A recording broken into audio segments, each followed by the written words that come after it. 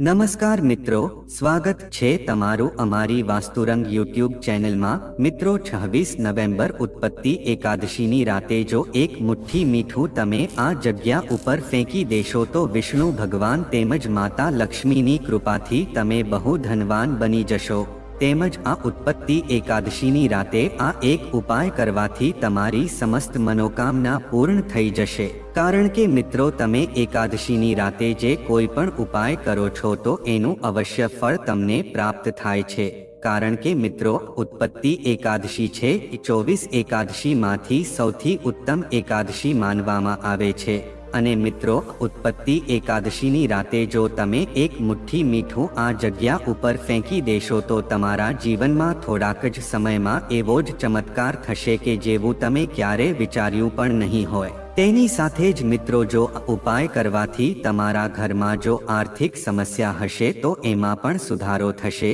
તેમજ જો તમારા ઘરના કોઈ સભ્યોના લગ્ન થવાના બાકી હશે અથવા તો જો તેના લગ્નમાં કંઈક બાધા આવતી હશે તેમજ જો તેના જીવનમાં કુંડળી દોષ હશે તો એ બધી જ સમસ્યામાંથી તમને છુટકારો મળી જશે। તો બસ તમારે આ ઉત્પત્તિ એકાદશીની રાતે આ એક મુઠ્ઠી મીઠું આ જગ્યા ઉપર તમારે ફેંકી દેવાનું છે કે જેથી તમારી સમસ્ત મનોકામનાની પૂર્તિ થશે। તો મિત્રો વિડીયોમાં આગળ વધતા પહેલા જો તમે ઈચ્છતા હોવ કે માં લક્ષ્મીની કૃપા તમારી ઉપર સદા બની રહે તો આ વિડીયોને લાઈક કરી અને કમેન્ટમાં જય માં લક્ષ્મી જરૂર લખી દેજો। તો મિત્રો આપણે આજના આ વિડીયોમાં 26 નવેમ્બરે આવનારી ઉત્પત્તિ એકાદશી અથવા તો ઉત્પન્ના એકાદશી વિશે જાણવાના છીએ। તેમજ મિત્રો આ એકાદશીનું મહત્વ શું છે તેમજ મિત્રો આ એકાદશીની રાતે જો તમે એક મીઠું આ જગ્યા ઉપર ફેંકી દેશો તો તમારા જીવનમાં કયો અને કેવો ચમત્કાર થશે તેના વિશે આપણે વાત કરીશું। કારણ કે મિત્રો આ ઉત્પત્તિ એકાદશીને સૌથી શુભ એકાદશી માનવામાં આવે છે। મિત્રો આ એકાદશીનું વર્ણન છે એ શાસ્ત્રોમાં પણ ઘણું બધું જણાવવામાં આવ્યું છે। કારણ કે મિત્રો આ એકાદશીના દિવસે એકાદશી મૈયાનો જન્મ થયો હતો। આથી આ એકાદશીને સૌથી ઉત્તમ અને શુભ અને મંગલકારી માનવામાં આવે છે। આથી આ એકાદશીને ઉત્પત્તિ એકાદશી તરીકે ઓળખવામાં આવે છે। મિત્રો એકાદશી એટલે કે 11મી તિથિ કે જે મહિનામાં 2 વખત આવે છે, સુદ પક્ષ અને વદ પક્ષમાં એકાદશી આવે છે। મિત્રો આમ જોઈએ તો વર્ષમાં 26 એકાદશી આવે છે। અને મિત્રો જો તમે આ 26 એકાદશીનું વ્રત રહીને તેનું પાલન કરો છો તો મિત્રો તે મનુષ્યને ધર્મ અર્થ કામ અને મોક્ષની પ્રાપ્તિ થાય છે। તેની સાથે જ જો મિત્રો તમે આ બધી એકાદશીનું વ્રત ન રહી શકો તો તમે આ દિવસે ભગવાનની પૂજા આરાધના કરીને પણ તમે ઉત્તમ ફળની પ્રાપ્તિ કરી શકો છો। કાર્તક માસના કૃષ્ણ પક્ષની એકાદશીના રોજ ભગવાન વિષ્ણુ માટે ઉત્પન્ના એકાદશીનું વ્રત રાખવામાં આવે છે। કાર્તક મહિનાની કૃષ્ણ પક્ષની એકાદશીને ઉત્પન્ના એકાદશી કહેવામાં આવે છે।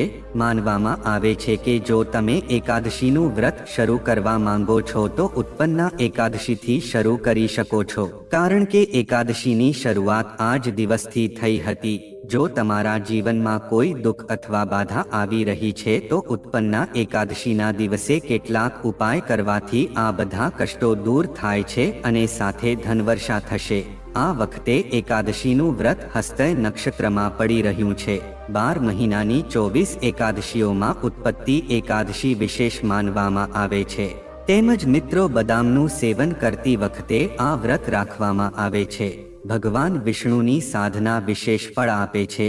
કારણ કે એકાદશી વ્રત કરવાથી વ્યક્તિ અગાઉના પાપોમાંથી મુક્તિ મેળવે છે અને તેને મોક્ષની પ્રાપ્તિ થાય છે।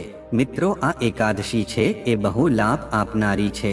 મિત્રો જે લોકો છે એ વ્રત કરવા માંગે છે પણ જો તે શારીરિક રીતે સક્ષમ ન હોય જેવા કે ગર્ભવતી મહિલા છે તેમજ નાના બાળકો છે અથવા તો વૃદ્ધો છે અને જે મહિલા છે એ કામ કરતા હોય તે પણ વ્રત કરી શકે છે।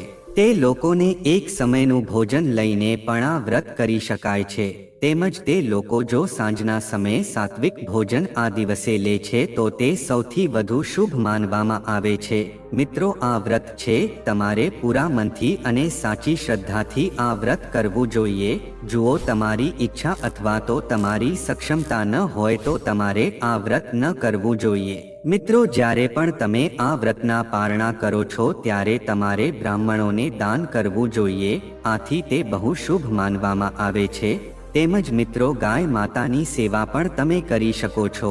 મિત્રો, એકાદશીના દિવસે સવાર સાંજ તુલસી માતાની પણ તમે પૂજા અર્ચના કરી શકો છો કે જેથી તમને ઉત્તમ ફળની પ્રાપ્તિ થઈ શકે છે। તેની સાથે જ જો મિત્રો તમે ઉત્પત્તિ એકાદશીની રાતે જો એક મીઠું આ જગ્યા ઉપર ફેંકી દેશો તો તમને ઉત્તમ ફળની પ્રાપ્તિ થઈ શકે છે। તેમજ તમારી સમસ્ત મનોકામના એકાદશીના દિવસે આ એક મુઠ્ઠી મીઠાનો ઉપાય કરવાથી પૂરી થઈ શકે છે। તો મિત્રો, આપણે હવે સમજીએ કે આ એક મુઠ્ઠી મીઠા વાળો ઉપાય કોણે કરવો જોઈએ। તો મિત્રો, આ ઉપાય છે એ આપણે એકાદશીના દિવસે એટલા માટે કરીએ છીએ કે જેથી કરીને આપણી સમસ્ત મનોકામનાની પૂર્તિ થાય। તેની સાથે જ મિત્રો, જો તમારા જીવનમાં જે દુઃખ અને મુશ્કેલીઓ છે એને દૂર કરવા માટે આપણે આ ઉપાય કરીએ છીએ। તેમજ તમારું કોઈ મોટું કામ છે કે જે ન પાર પડતું હોય તો તમે મિત્રો તેના માટે આજે ઉત્પત્તિ એકાદશીની રાતે આ એક ઉપાય અવશ્ય કરી શકો છો। તો મિત્રો, આ એક મુઠ્ઠીનો ઉપાય છે એ વ્યક્તિ કરી શકે છે કે જે લોકોની પોતાની સર્વ મનોકામના છે એ માતા લક્ષ્મી તેમજ ભગવાન વિષ્ણુ પાસેથી પૂરી કરાવવી હોય। મિત્રો, જે પણ માતાઓ અથવા તો બહેનો છે કે જે પોતાના ઘરની સુખ સમૃદ્ધિ એમ જ બનાવી રાખવા માંગે છે તો તે લોકો ઉપાય અવશ્ય ઉત્પત્તિ એકાદશીની રાતે કરી શકે છે। મિત્રો, આ એક મુઠ્ઠી મીઠા વાળો ઉપાય એટલો બધો ચમત્કારી છે કે જો તમે ઉત્પત્તિ એકાદશીની રાતે આ ઉપાય કરો છો તો તમારા જીવનમાં બહુ મોટો ચમત્કાર થઈ શકે તેમ છે। મિત્રો, ઘરની માતાઓ અથવા તો બહેનો જે હોય છે એ ઘરની લક્ષ્મી હોય છે। આથી આપણે બધા જ તેનું પૂજન કરીએ છીએ। તો જો ઘરની લક્ષ્મી આ ઉપાય કરે છે તો તેનું બમણું ફળ આપણને પ્રાપ્ત થઈ શકે છે। તેની સાથે જ મિત્રો, ઉપાયને કોઈ પણ વ્યક્તિ કરી શકે છે।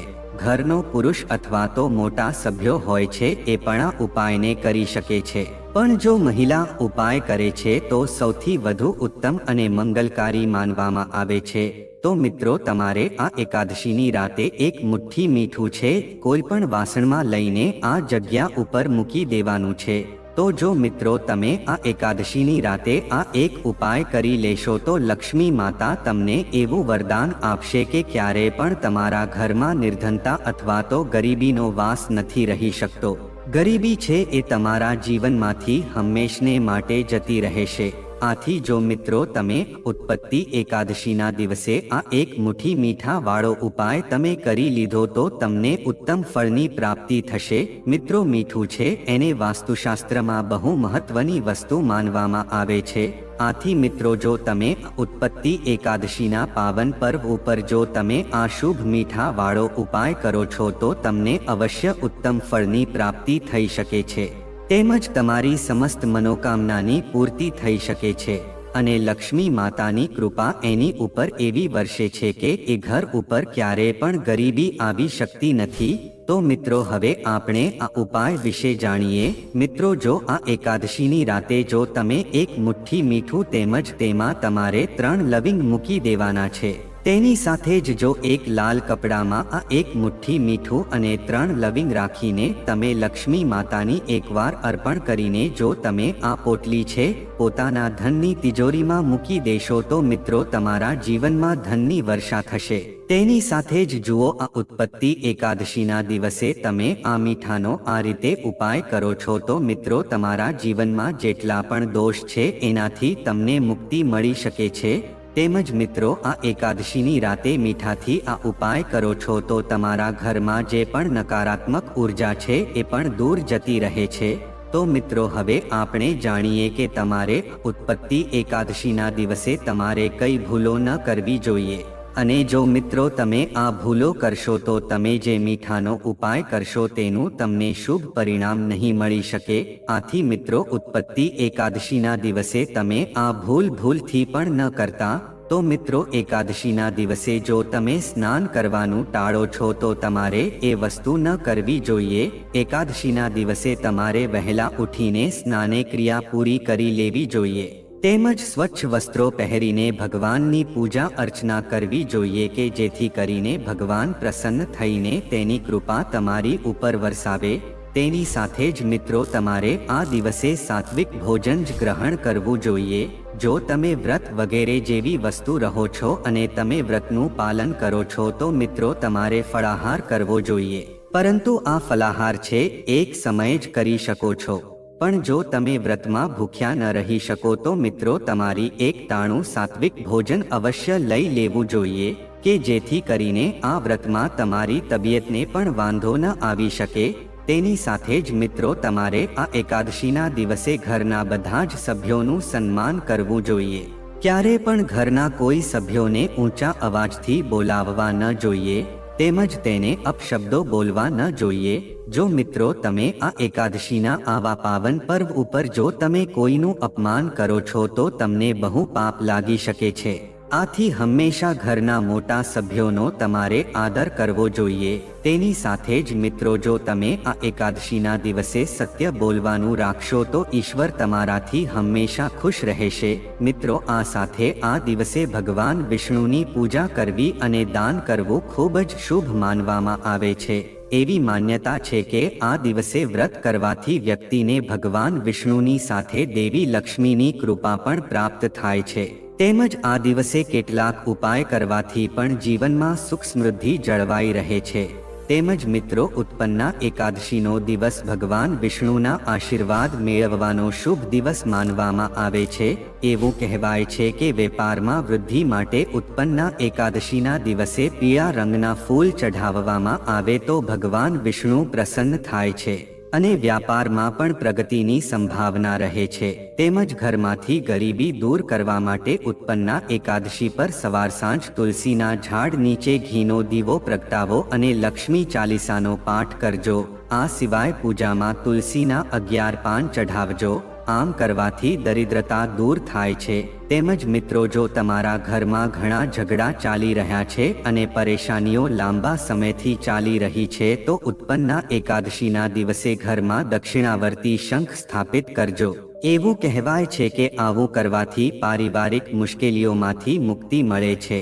તેમજ મિત્રો, ધન સંબંધિત સમસ્યાઓમાંથી મુક્તિ મેળવવા માટે ઉત્પન્ના એકાદશીના દિવસે ભગવાન વિષ્ણુની સામે નવમુખી દીવો કરીને અખંડ જ્યોત પ્રગટાવજો.